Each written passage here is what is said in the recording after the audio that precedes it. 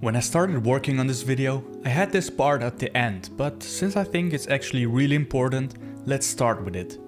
Taking breaks in Guild Wars 2 is okay. Don't force yourself to do the same thing over and over if you are not enjoying them.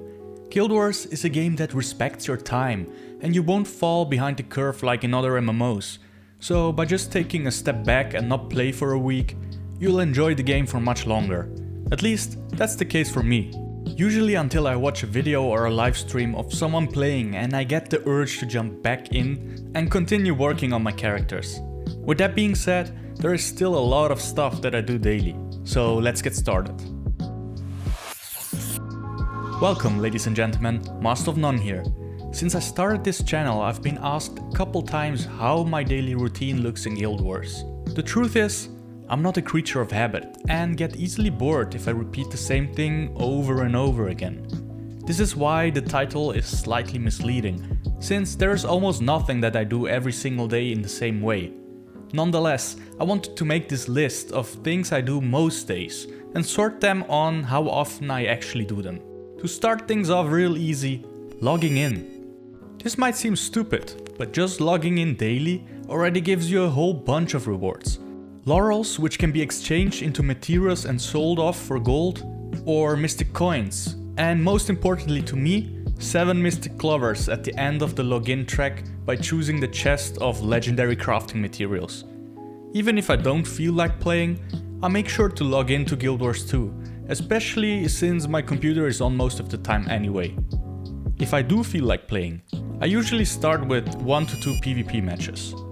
This has 2 benefits. Firstly, it's a really easy way to complete my dailies, which nets me 2 gold and 10 achievement points. Secondly, I end up working slowly towards the PvP legendary armor and other rewards from all the reward tracks. Before I continue, I just want to thank everybody that presses the like button on my videos. It really helps the discoverability of the channel. And of course, thank you for subscribing and getting me closer to that 1000 subscriber milestone. Next up is logging into my characters that are standing at the end of the Draconismon's jumping puzzle to open the chest.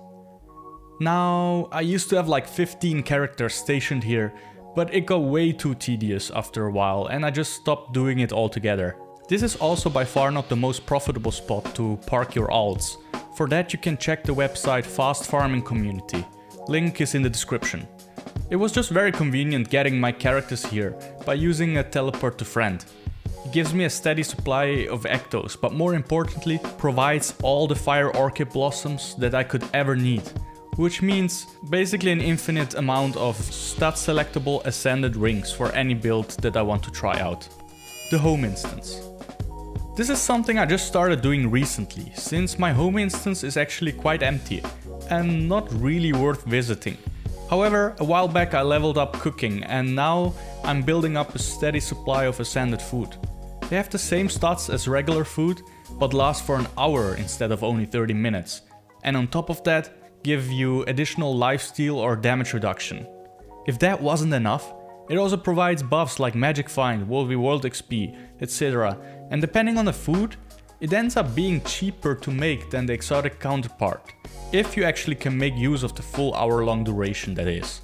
This covers the things I do most often and takes me usually about 15 to 20 minutes.